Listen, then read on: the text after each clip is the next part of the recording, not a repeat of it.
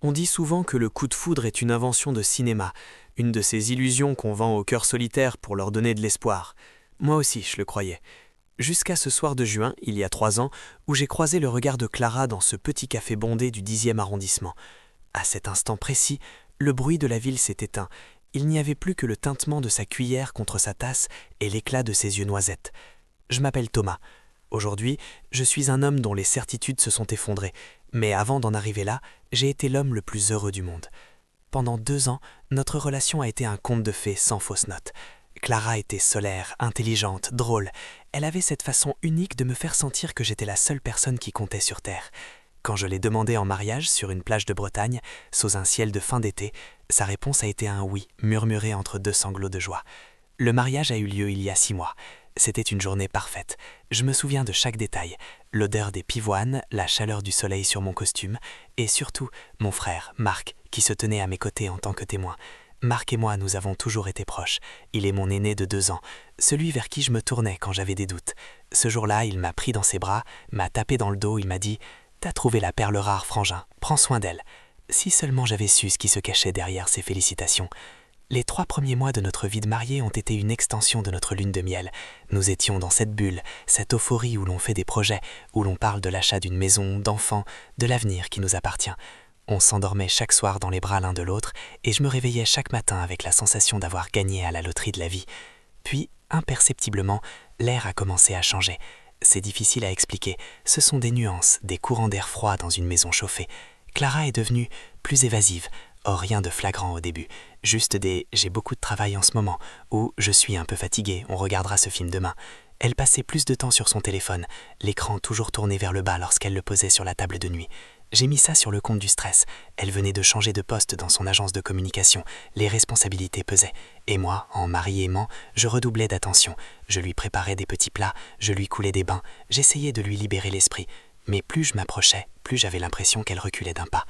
Marc, lui, était de plus en plus présent dans nos vies. Il passait souvent à la maison, officiellement pour prendre des nouvelles, ou pour ne pas rester seul après sa rupture récente. Je trouvais ça normal. C'était mon frère, il était chez lui. Parfois, je rentrais du travail et je les trouvais tous les deux en train de discuter dans la cuisine autour d'un café. Clara semblait alors plus animée, plus vivante qu'avec moi ces derniers temps. Je me disais que c'était bien, que Marc arrivait à lui changer les idées. Je ne voyais pas le piège qui se refermait sur moi. Les indices étaient là, éparpillés comme des morceaux de verre sur un tapis. On ne les voit pas jusqu'à ce qu'on marche dessus et qu'on saigne. Un soir, Clara est rentrée avec une odeur de tabac froid sur ses vêtements, alors qu'elle ne fume pas. Marc, lui, fume des cigarettes roulées depuis toujours. Quand je lui ai fait la remarque, elle a ri, nerveuse. « Oh, c'est ma collègue Julie, elle a fumé tout le long de notre trajet en voiture. » Une autre fois, c'était un appel reçu à 23h, qu'elle a refusé d'un geste sec en disant que c'était une erreur. Et puis, il y a eu ce samedi après-midi. Je devais partir en déplacement professionnel pour 2 jours à Lyon. Clara m'a embrassé sur le pas de la porte, un baiser rapide, presque distrait. Elle m'a souhaité bon courage pour mes réunions. En arrivant à la gare, j'ai réalisé que j'avais oublié mon dossier de présentation sur le bureau de l'entrée. Mon train n'était qu'en 45 minutes. J'ai pris un taxi pour faire l'aller-retour rapidement. Quand je suis arrivé devant l'immeuble, j'ai vu la voiture de Marc garée de rue Pluvaux. J'ai souri, pensant qu'il était passé voir Clara pour lui tenir compagnie. Je suis monté, j'ai ouvert la porte doucement pour ne pas la surprendre si elle était au téléphone. L'appartement était silencieux, trop silencieux. Je me suis dirigé vers le bureau. En passant devant la chambre, la porte était entr'ouverte. J'ai entendu des rires, des chuchotements. Ce n'étaient pas des rires de simples amis ou de membres d'une même famille. C'était cette complicité intime, ce langage secret que je pensais n'appartenir qu'à nous. J'ai poussé la porte, lentement. Le temps s'est figé. Clara était assise sur le lit, les cheveux défaits, vêtue de ce déshabillé en soie que je lui avais offert pour notre voyage de noces. Marc était assis à côté d'elle, sa main posée sur sa nuque, son pouce caressant sa peau avec une familiarité qui m'a glacé le sang. Ils ne m'ont pas entendu tout de suite. Ils étaient perdus dans le regard l'un de l'autre, dans une bulle de trahison si parfaite qu'elle en était écœurante. « Tu penses qu'il est déjà dans le train ?» a murmuré Clara. « Sûrement », a répondu mon frère d'une voix que je ne lui connaissais pas. « On a tout le week-end, Clara. Ne pense plus à lui. » Le monde a basculé. J'ai senti mon cœur s'arrêter, puis repartir avec une violence telle que j'ai cru que ma poitrine allait exploser. J'ai fait un pas dans la pièce. Le parquet a craqué. Ils se sont tournés vers moi, leurs visages se décomposant simultanément. La stupeur a laissé place à une terreur sourde. « Thomas !» a balbutié Clara, en essayant de rabattre son vêtement sur ses épaules. Je n'ai rien dit. Les mots étaient bloqués dans ma gorge, comme des pierres. Je regardais Marc, mon frère, mon sang, celui qui m'avait aidé à choisir la bague, celui qui avait porté un toast à notre bonheur devant toute notre famille. Il a baissé les yeux, incapable de soutenir mon regard. Depuis combien de temps ai-je fini par lâcher? Ma voix était méconnaissable, un râle sec et lointain. Clara a commencé à pleurer, des larmes de crocodile qui ne m'inspiraient que du dégoût. Ce n'est pas ce que tu crois, Thomas, s'il te plaît. Depuis combien de temps ai-je répété, plus fort cette fois. Marc s'est levé, tentant de retrouver une certaine contenance, mais ses mains tremblaient. Écoute mec, ça n'aurait jamais dû arriver. On n'a pas voulu ça. On n'a pas voulu ça. J'ai ri. Un rire amer, sans aucune joie, qui a résonné dans la pièce comme une insulte. Vous vous êtes retrouvé par hasard dans mon lit, avec mes souvenirs et mon alliance au doigt de Clara. Vous vous moquez de moi. La confrontation qui a suivi a été un flot de cris étouffés et de révélations toxiques. J'ai appris, par bribes, que cela avait commencé bien avant le mariage. Des regards échangés pendant les dîners de famille, des messages secrets alors que j'étais dans la pièce d'à côté. Ils avaient attendu que je sois lié à elle pour céder complètement à leur impulsion, comme si le défi de me tromper sous mon propre toit rendait la chose plus excitante. Je les regardais et je ne voyais plus les deux personnes que j'aimais le plus au monde. Je voyais deux étrangers, deux acteurs qui avaient joué leur rôle à la perfection pendant que je finançais le décor de leur pièce de théâtre.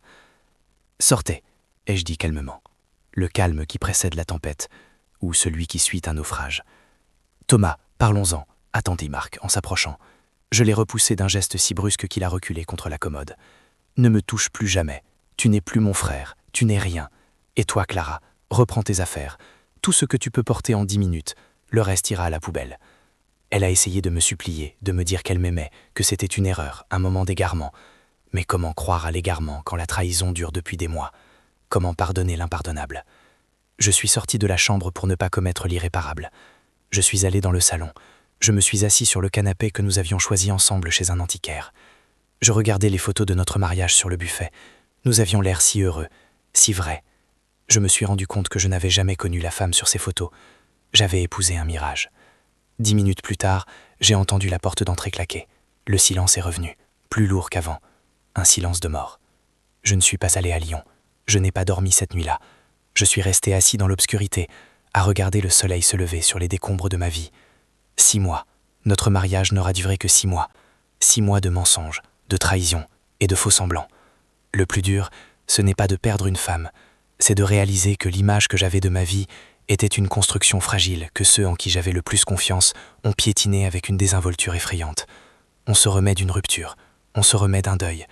Mais comment se remet-on d'avoir été trahi par son propre sang et par celle à qui on a confié son âme? Aujourd'hui, l'appartement est vide. Les procédures de divorce sont lancées. Je n'ai plus de nouvelles de Marc et je n'en veux plus. Parfois, je croise mon reflet dans le miroir et je vois un homme plus vieux, le regard plus dur. On dit que ce qui ne nous tue pas nous rend plus forts. Pour l'instant, je me sens juste plus seul. Mais au milieu de cette douleur, il y a une étrange clarté.